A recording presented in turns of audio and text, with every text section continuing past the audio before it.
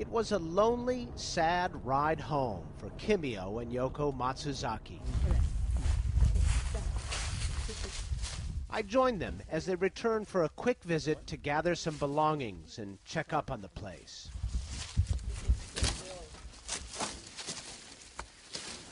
We are in the town of Namie, Japan, 5 miles from the Fukushima Daiichi nuclear power plant. Radiation contamination here was 35 millisieverts a year. 20 millisieverts is the allowable limit for radiation workers, and only 1 millisievert a year is considered acceptable for average citizens. Nearly a year after they had to hastily abandon it, their home is showing the signs of damage from the earthquake and neglect. Kimio is the 30th generation of Matsuzakis to grow rice on this land. A Buddha statue in his shrine room dates back to the 15th century. 500 years, one family, one place, until now. And seeing it is understanding they will not be coming home. I expected a better situation, she told me. I expected if we fixed it, we could return and live in it. I thought so when we left, but looking at this, no way.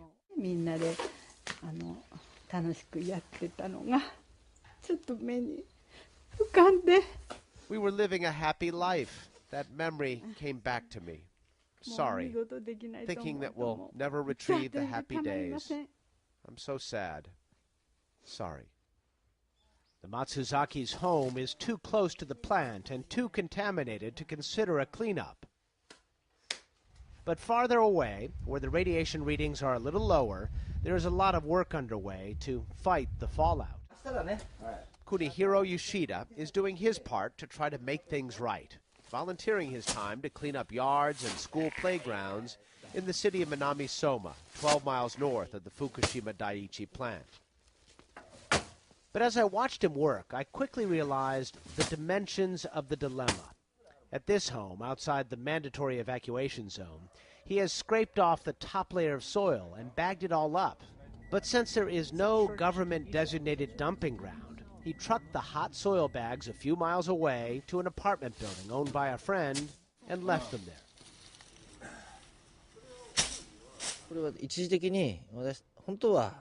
It's illegal, but I keep them in an empty space, he told me.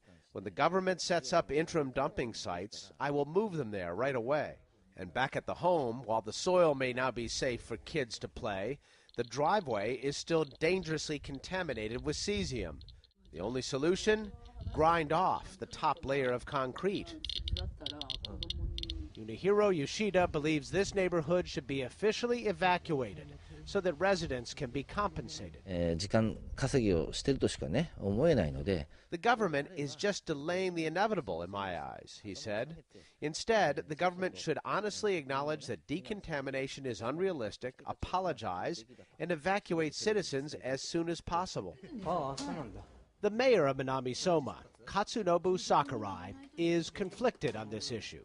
Is it possible that this cleanup can't be done? It's impossible, he said. Only a few parts of the area may be decontaminated. It is better than doing nothing, so it should be done anyway.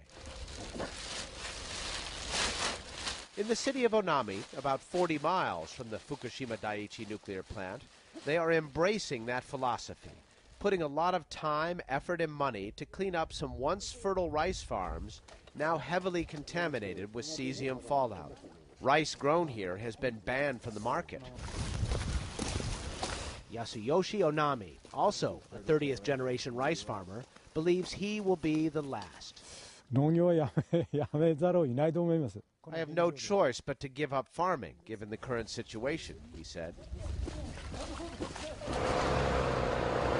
An army of workers is here trying to put the rice growers back in business. They have scraped off the top layer of soil, bagged it and removed it, carefully leveled the fields, and then checked and recorded the radiation readings. But this model project may be fundamentally flawed. The mountains that rim this valley are covered with a contaminated cedar forest. Worker Yuichi Ito told me what happens after the cleanup. Few days later, the The radiation, it's a cesium. Right. Cesium is very familiar to the soil. Right. So the dust and the soil will fly from the mountain and come here. It comes right back down. Yes. The cedar forest will remain a persistent source of cesium contamination, spread by the pine needles and cones and pollen. Consider the so-called red forest near Chernobyl, so named because radiation from the meltdown there in 1986 killed large swaths of trees. I walked through it with physicist Gennady Milanevsky of the University of Kiev a year ago, and it remains highly contaminated to this day. This ground is just hot, isn't it? It is hot. Yeah. So this used to be pine trees as far as you can see. Yeah. And the cesium came through here after the explosion, and and to this day is... It's still there. Are there animals that can live here or not? No. No animals here? Not really. Yeah. All right, should we get some pine needles? Milanevsky's colleagues, scientists Tim Mousseau and Anders Moeller, have studied the impact of Chernobyl on flora and fauna for more than a decade. They're here now in Fukushima, gathering samples of various trees and plants. The greenness of the vegetation tells something about the status of the plants and the plant community. The more green it is, the more healthy the vegetation is. And of course, the plant community is the foundation, the basis of everything else that goes on in the community. It's what the insects feed on. It's what some of the birds feed on. It's where they live, and so what happens to the plant community can have a dramatic impact on the rest of the ecosystem. Scientists suggest the Japanese engage in a form of fallout triage. John Boyce is a professor of medicine at Vanderbilt University. They've developed 3 zones, though, for the Japanese authorities. Zones less than 20 millisieverts, 20 to 50, and 50 above. In the areas that are 50 and above, there will be no repopulation. And the other areas below 20 millisieverts you'll be allowed to return. The 20 to the 50, that's where they'll be working on to see how low they can get the levels and if they can get below 20 millisieverts. For now, the tiny, temporary housing for evacuees is looking more and more like a permanent fixture.